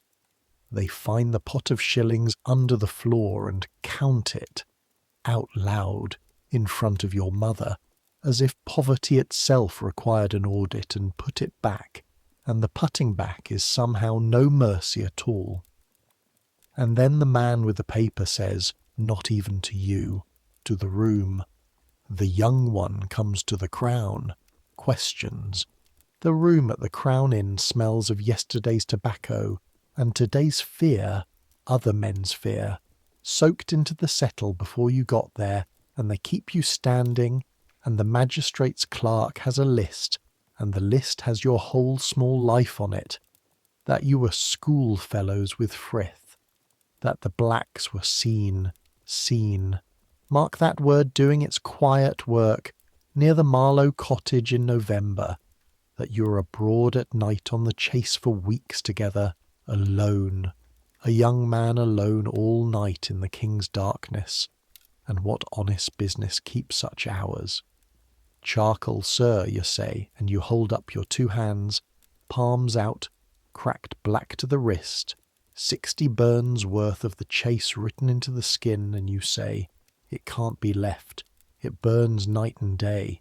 Any collier in England will say the same, and my master Elias Kemp will say it, and the steward that licenses him will say it. And here is the moment, the exact moment, that you will turn over in your mind for the rest of your life, lying awake at 60 by another fire. The clerk leans back. Baxter, by the window, arms folded, says nothing, but shifts, and the clerk glances at him the way a pen glances at a hand, and then the clerk says, mildly, almost kindly, the terrible thing. There is £100, John, for a man who helps the king, and there is a list for men who don't. It is a long winter's work we're about, and lists have a way of growing. A name comes off, a name goes on. You follow me? You seem a careful lad. Be careful in the profitable direction. And you stand there, and you understand you're being offered Tom Frith's life for money or your own peace for silence, or neither, at their pleasure, and that the truth, the actual truth, that you refused the blacks at your own doorstep in the November cold, is worth nothing here, is not even the currency of the room. The room trades in usefulness, and an innocent man is the least useful object in it. "I've nothing to sell, sir," you say at last, and you choose the word sell with the last cold, clear corner of your mind, and you see the clerk hear it, and something that might be distaste and might be respect crosses his face like a draught crossing a candle, and he writes one line you can't see, and they let you go. You walk home the long way, round by the mill, because your legs want walking, and you stop on the footbridge and grip the rail and shake for a while, privately, above the moving water, the way you shook on the dome of the clamp, except that fire you could smother with a shovel. Tom Frith goes down to Winchester jail to wait for the assizes, and the chase waits with him, and the strangest season of your young life sets in. A spring so beautiful it feels like mockery. The whole forest going up in green flame, bluebells running under the beeches in smoke-coloured sheets, cuckoos calling over the coppice while men you've known your whole life stop speaking to other men they've known their whole lives, because nobody knows any more who has been to the Crown and what they carried out of it. The reward bill's yellow on the church door. 2 families leave the parish altogether at night for Portsmouth and the sea, the old door out for men who need the land to forget them, and Elias, whose chest never rightly mended, sits in the hut door in the May sun directing you and the new boy, because there's a new boy now, 12 years old, from Droxford, greener than spring hazel, and you catch yourself telling him you're late when he isn't, and hear whose voice is coming out of your mouth and have to turn away and grin at a tree. In July, word comes up from Winchester, and it is this: Thomas Frith, deer stealer, black, is not to hang. Not from mercy, from arithmetic. He has been offered, and has taken, the transport, the King's pardon, conditional on 14 years' transportation to the American plantations, him and 3 others, because the government would rather see the terror wide than make a martyr in a county already smoking. And there are men in London, you hear later, much later, who argued hard the other way, who wanted Hampshire necks for Hampshire deer, and lost that season by a vote or 2 in rooms you'll never see. 14 years. Virginia, they say, he's 23. His mother at the lane end that Sunday had it right the first time. Whatever the sentence says, she has already stood at her furthest edge and watched him pass it. You see him once more, that's all. The whole parish does. The morning the jail cart takes the Winchester Road with its file of chained men for the ships, and it passes the market cross where you heard the act read, and Tom, hands ironed in his lap, scans the crowd and finds you, and this man who came to your door in the November dark with a gun held mannerly as a walking stick, who told you the lane you lived in was narrowing, gives you a single nod, not bitter, not forgiving, just the nod one man gives another across a river neither of them chose, and the cart turns south, and the dust settles, and somewhere behind you a keeper watches the crowd watch, taking, no doubt, the names of the sorrowful. That night you climb, alone, in the long gold evening to the top of the down above the Chase, the old bare chalk shoulder where the sheep keep the turf like a lawn, and you sit among the harebells with the whole of your world laid out below, and it is, God help it, magnificent. The Chase runs north and west in great green-black quilts of oak and beech, smoke standing up thin and blue from your own hearths, in the middle of it like a held candle, the Bishop's Park pale a thread of shadow, the village roofs, the mill, the church tower, and southward, beyond the last woods, a pale shine on the world's edge that is the sea itself, the Solent, with 2 or 3 sails on it small as moth wings, ships going out to the whole spinning ocean, one of which some week soon will carry Tom Frith away like a bill of lading, and from up here you can finally see the thing itself, the thing you've been living inside like a mouse inside a wall, how small it all is and how complete, one forest, perhaps 2,000 souls in its parishes, dear you could count in an afternoon, and round this one green handful of England, the whole apparatus, the Act with its 50 ropes, the rewards, the informers, the assize judges on their circuit like slow red planets, all of it built every ounce to settle the question of who a fallen branch belongs to. The lords of this country have looked at men like you and men like Tom and understood something true and cold, that the argument was never about venison. It was about whether the poor of England have any rights the paper doesn't grant them, and they have answered it with a gallows, and the answer will stand. This Act will squat on the law of England for 101 years, 90 years longer than its makers claim to need it, and men will die under it for burning a hayrick in 1800, as surely as for a deer in 1723.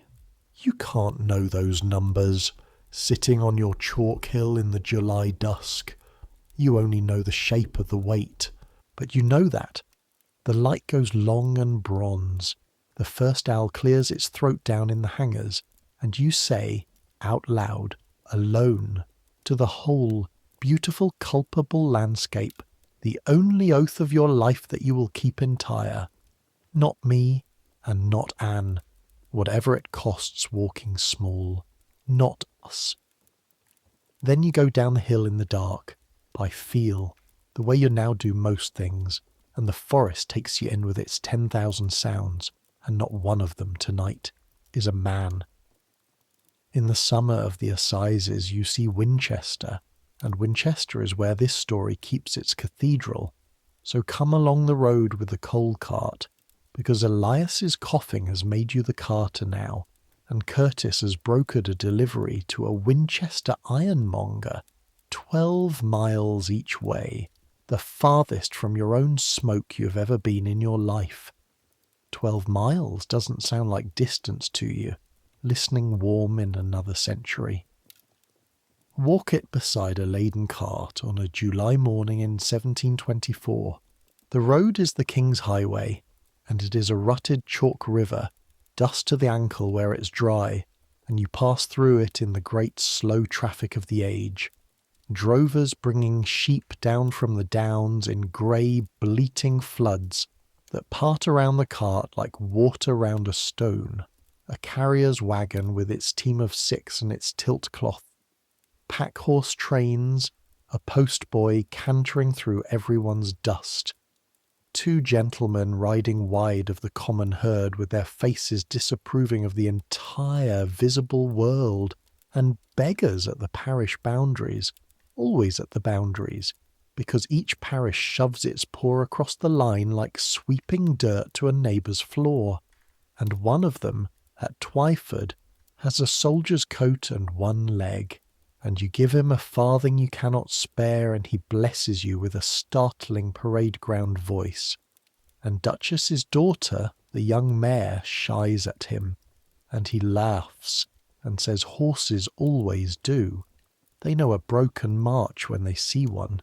And then the road lifts over a last chalk shoulder, and Winchester is below you in its river valley, and you stop the cart. You actually stop the cart. You've never seen anything 1/10 so large as the cathedral. Nothing in your life has prepared the scale of it.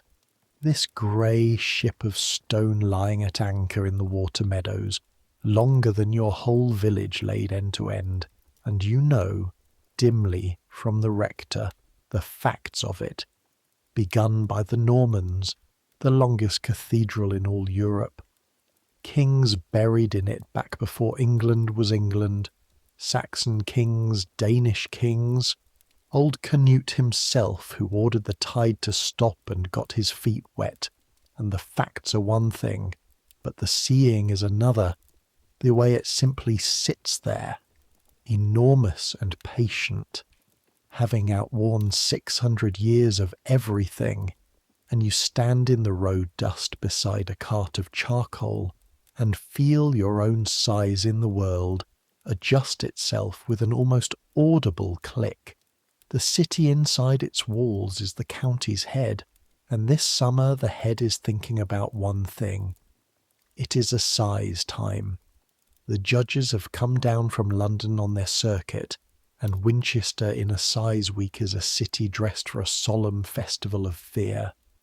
The javelin men in their liveries, the sheriff's coaches, the inns full to the garrets with jurors and witnesses and prosecutors, and the merely ghoulish, the bells, the sermons, and over it all felt everywhere like weather. The jail, crammed this season beyond anything the jailer's grandfather knew, because the great sweep of the forests has filled it.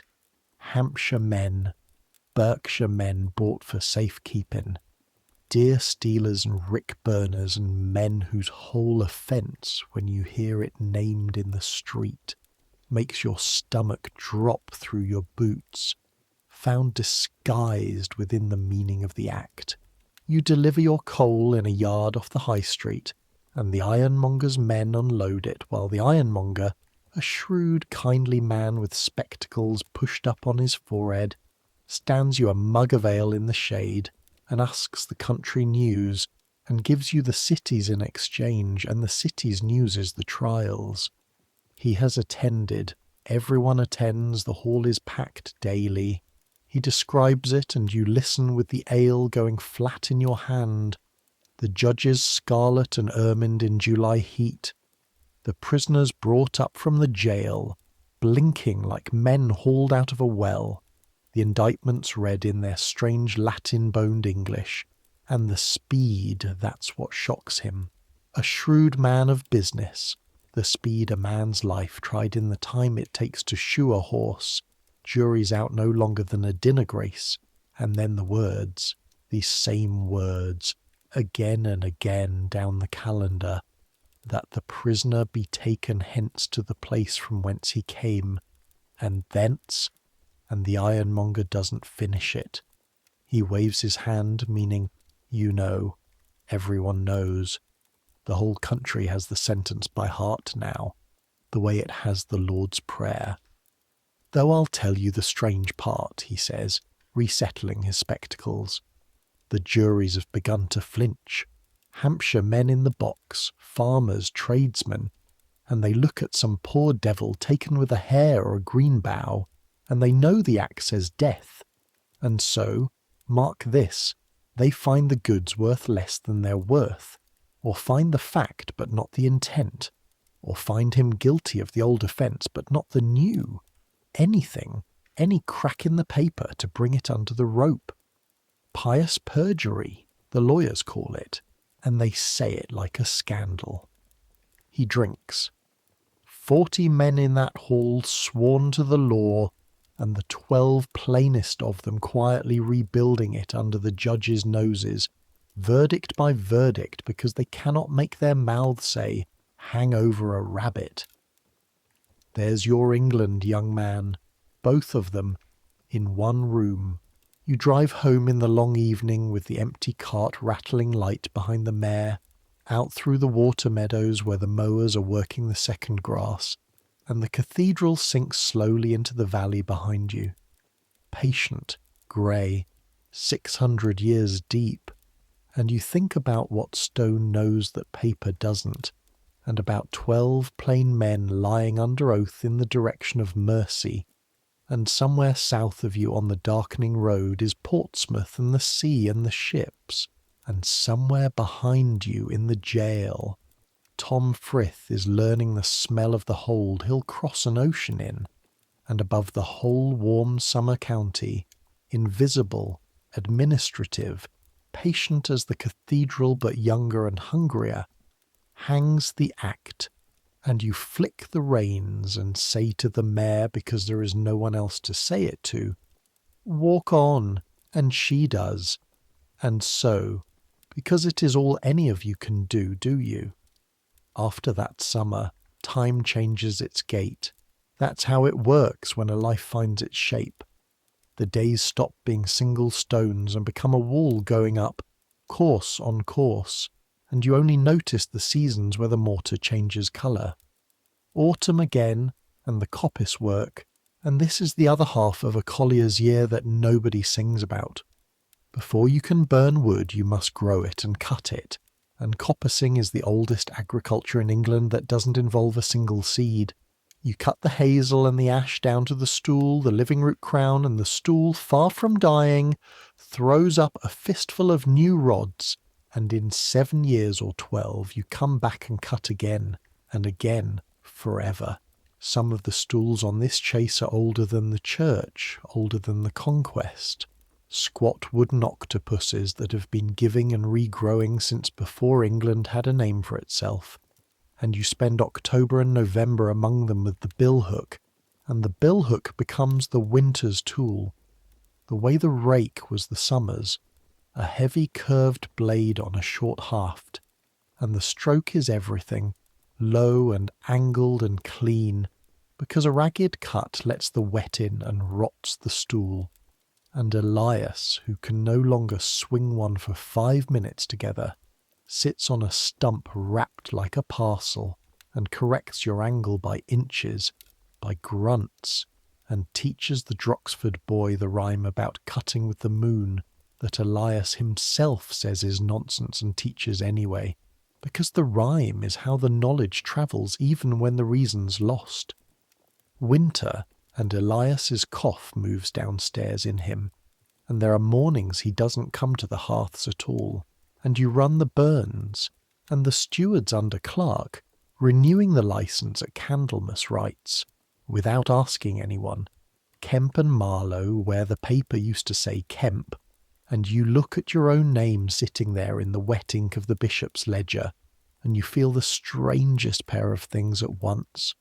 Pride like a swallowed coal, and the cold knowledge that a name in their book is also a handle in their fist. Baxter, that second winter, is quieter, not kinder, quieter. The sweep and the transports have done their work. The parish walks small, so there is less theatre for him to make, but twice more he stops your loads on the ride, and once he sits his cob for a slow count of 100 watching you and the boy stack cordwood, saying nothing at all, and you have learned by now that this is the whole grammar of the man, presence as sentence, and you have learned the reply, which is to keep your hands moving and your face like the weather, mild and closed. He is building his list still. You can feel it. You make sure every day of your life is a dull entry. And the blacks, the true blacks, fade off the chase like smoke off a doused hearth south and west. Other forests, other counties, and some are taken and some turn evidence, and the ballad sellers do a brisk trade in their confessions, real and invented, and by the second spring the horn is not heard on Waltham Chase again, and what remains is what the gentleman wanted to remain. The deer, multiplying, sleek, sacred, drifting through the rides at dusk in their dappled dozens, the most protected lives in Hampshire, and the cottagers, watching them pass, doing sums in their heads that no one says aloud. Mary Curtis, the smith's daughter, marries you in the 3rd autumn.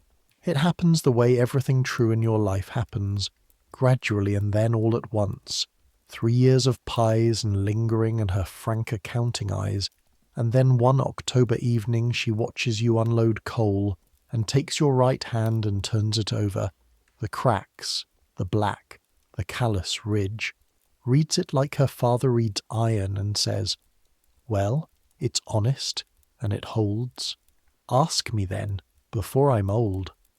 And you ask her, in the lane, with Duchess as witness, and the wedding cost £3 you have, and a fiddle you don't pay for because the fiddler owes Curtis for a mended hinge, and the whole common dances, pageants and all, and your mother sits by the fire at the feast with her hands, for once, entirely still in her lap, which is her body's word for happiness, and Anne, 14 now and no longer small, dances with the Droxford boy and treads on him with intent. Elias lives to see it. Just. He sits at the feast wrapped in 2 coats with a mug he doesn't drink, and when you crouch by his chair he takes your wrist in his grey hook of a hand, the grip still shocking, 60 years of rake and axe stored in it like heat in a stone, and he says, in the wreck of his voice, the last teaching, "You'll outlast 'em, boy. That's the whole trick of it, and nobody grand ever learns it. Laws are weather. Bad weather, this one. A bad long winter of a law, and it'll kill some poor souls before it blows out, and that's a wickedness, and I'll say so to God shortly. But the stools we cut, they were here before the bishop, and they'll be throwing rods when his act is a curiosity for lawyers. You keep the craft, keep your people fed, keep off the lists, cut clean so the rot stays out. That's for wood and the rest of it both. Cut clean. He dies in February, in his own bed for once, with the wind in the eaves and half the parish walks behind him, and Curtis the smith and 3 other men, and you carry him, and he weighs almost nothing. This man who taught your hands everything they know, light as good charcoal, and the frost ground rings under the spades like his own hammer crack, and you burn the spring's first clamp alone with the boy, and when the first smoke goes up off it, white and clean, water smoke, good smoke, you find you cannot see it clearly, and you tell the boy it's the wind, and the boy, who is 13 now and no longer green, says, "Aye, the wind," and looks away with a courtesy that would have done credit to a bishop, and rather more credit than the actual bishop, all things weighed. A few more threads before the last evening, because a life is not an arc, it is a weave, and some of the threads deserve their ending. Pannage season, the 3rd autumn. The pigs go into the chase under the oaks as they have gone for 1,000 years, and this year it is you who drives the Marlow pig, and Susan's pig as the parish already calls it, since the sow was bought the month your daughter was born. And the driving of pigs to mast is the best comedy the rural year affords. 40 pigs and a dozen swineherds and boys with sticks, and the pigs possessed each one by its own private demon, and the oaks that autumn crop so heavy that the mast lies like brown shingle, and the pigs wade in it, groaning with philosophical pleasure, and even the keepers on the rides that season are almost human, because a heavy mast year gladdens everything in a forest, deer and pig and man alike. The old economy asserting itself for a few golden weeks as if no one had ever written anything down. Anne comes home from Winchester service that Christmas changed the way cities change people, quicker in speech, longer in sight, with a young journeyman cutler writing to her, whose letters she reads twice and answers once, which your mother says is the correct ratio, and on St. Stephen's Day she walks the coppice with you, your grown sister in her town cloak among the cut stools, and stops at the ride where it happened. She remembers the exact spot and looks at it a while, the mud long since grassed over, and says, "I used to dream about it. The Acorns. Years I dreamt it." And then, brushing the ride's cold air with her glove as if closing a ledger, "He's smaller now. In the dream. Every year he's smaller. And you understand that this is what winning looks like at your family scale of the world, not justice, which never came, but this. The man on the horse shrinking year by year, inside the mind of a woman he once put in the mud, until he is at last no bigger than what he was, which was small, and Baxter himself, since you will want to know, no ballad ending, no pistol in a dark ride, though for years half the parish assumed the dark would take him eventually. What takes him is quieter and more perfectly of this world, preferment. He courts the steward's favour so long and so well that the steward at last rewards him with a better post on the bishop's Sussex lands, and he rides off one ordinary Tuesday in your 28th year with 2 carts of household goods, and the parish does not gather to see it, pointedly does not gather, doors ajar, work continuing.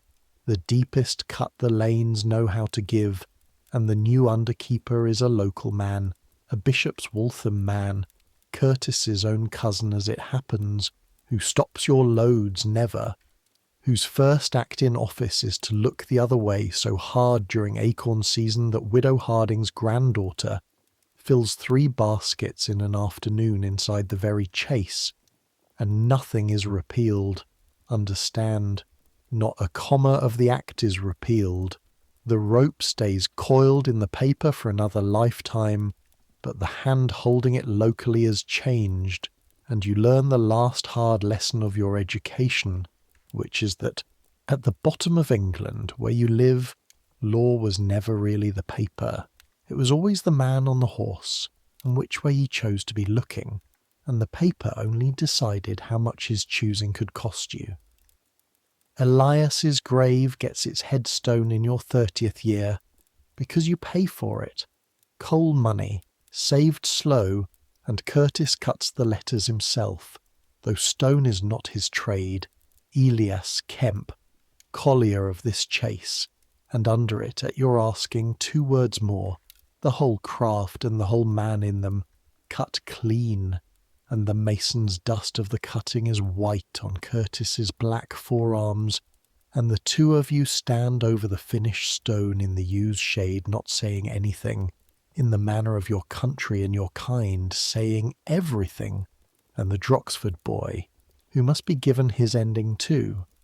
He marries a bishop's Waltham girl, and when the licence comes up for renewal in your 31st year, you do for him what was done for you. You stand in the steward's office and watch the clerk write Marlowe and Hobbes, where it had said Kemp and Marlowe, and the boy, the man, looks at his own name in the bishop's wet ink, with exactly the swallowed coal in his face that once sat in yours, and outside the office you tell him the whole of your inheritance in one breath. Be boring, be visible, be daylight, cut clean, and he says, "You've told me that 1,000 times." And you say, "Then we're at 1,001. And the 2 of you walk back into the forest that is trying to kill neither of you that particular morning, which is, you have learned, as much as any morning can be asked to promise. And now come forward with me, a handful of years, to a single quiet evening, because every long story earns the right to end small. It is October again. It is always October in the best of this life. You are 26. The cottage is a whole cottage now, both halves. The Paget's gone to a bigger holding, and the wall between knocked half through, and there is a child asleep upstairs, a daughter, Susan, 2 years old, with her mother's accounting eyes, and Mary is at the table mending by rushlight, and your mother, greyer, slower, spins by the fire still, whir and pause, because a wheel that stops is a woman who has stopped, she says, and she does not intend it yet. Anne is in service in Winchester. A good place, writes at Christmas in a round careful hand. Duchess is old and pensioned in the paddock behind Curtis's forge, and bites anyone who is not you.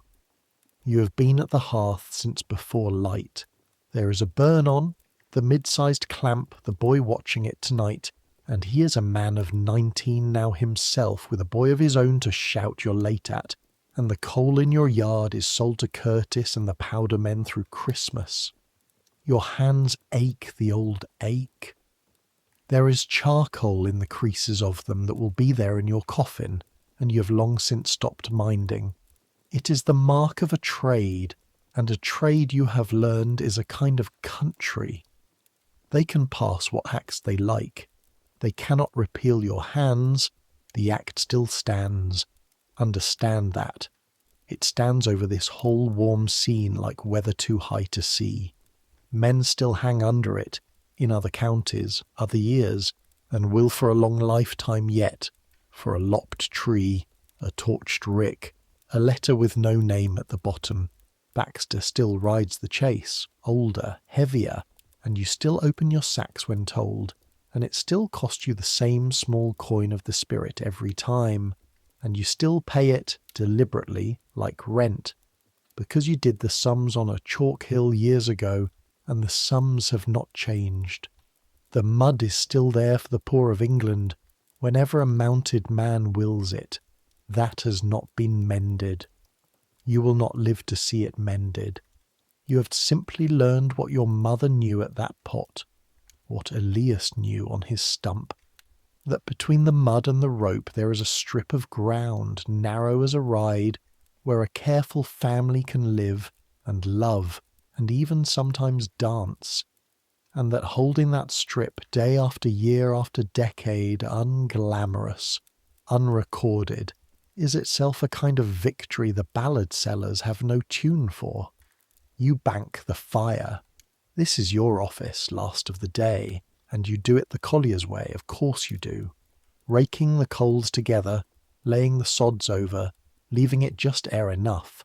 A hearth is only a small tame clamp, and you kneel there a moment with your palms out to the buried warmth. Mary bites her thread. Your mother's wheel slows and pauses and does not resume, which means she is asleep sitting up, which means it is time. Up the stairs, boards cold underfoot, the good cold of a house you own. The child's breath in the dark, small and even, like a clamp burning perfectly, if you want the truth of how a collier's mind works. Mary's warmth, the bed's known shape. Outside, the wind moves through the chase, a mile of oaks turning over in their sleep, that vast, soft ocean sound you have heard every night of your life, the sound underneath every other sound, and somewhere in it an owl, and somewhere beyond that, if you listen, which you don't anymore, the silence where a horn used to be. Your eyes close, and the day lets go of you the way it always does, piece by piece. The billhook's weight leaves your right hand first, then the ache lifts out of your shoulders, slow, like smoke off a doused vent. Then the ledger of it all, cold-souled, licence paid, list avoided, closes itself and slides away into the dark under the bed of the world. You're warm enough, fed enough, safe enough. You have a trade in your hands and a family under your roof, and a fire bank to last till morning. That's more than the law of England ever promised a man like you. That's enough. Tomorrow there will be smoke to read. Tomorrow there will be wood to cut clean, always clean, so the rot stays out. Tomorrow Baxter may sit his horse at the ride's edge, and the deer will drift past the coppice like the bishop's own thoughts, untouchable, and the whole slow argument of England will go on arguing over your head. But that's tomorrow. Right now there is only the bed's warmth, and the wind in 1,000,000 branches, and breath, and breath, and breath. The same as last night. The same as Elias's 10,000 nights in the turf hut. The same as all the nights stretching out ahead, down the long dark ride of the years. Centuries will pass. The chase you know will change beyond recognition. The act, that iron thing, that 50-roped monster that shaped your every careful step, will grow old and shameful, and lawyers will call it the bloody code. And in 1824, 101 years after it fell on your parish, Men in that same parliament will finally strike it down, and it will become what Elias promised, a curiosity, a warning. Ink. The hearths will go cold when coke and coal pits take the iron trade north. The collier's craft will thin to a memory, to a handful of hobbyists and historians coaxing smoke from little domes at country fairs while children watch. The keepers and the blacks will both dissolve into the same soft rain. But the coppice stools will still be there. Some of the very stools your billhook knew, alive, throwing rods, in a country of engines. The oaks you walked under will still be walked under, and people will still live at the edges of those woods and work until their hands ache, and love their stubborn families, and lie down at night dead tired under moving branches, wondering what tomorrow will bring, and needing, exactly as much as you need it now, this same descending rest. Some things don't change. The wind in the oaks doesn't change. The tired body's plain, honest hunger for sleep, that doesn't change either. So let it come. Let sleep take you the way the earth takes a banked fire, keeping the warmth, quieting the flame. Let the forest fade. Let the long day's weight slip off sack by sack. Let your thoughts slow and soften and finally stop. You cut clean. You kept your people. You held the narrow ground. You've earned this rest. Take it, and dream of green rides and standing smoke and all the quiet years still coming. Good night,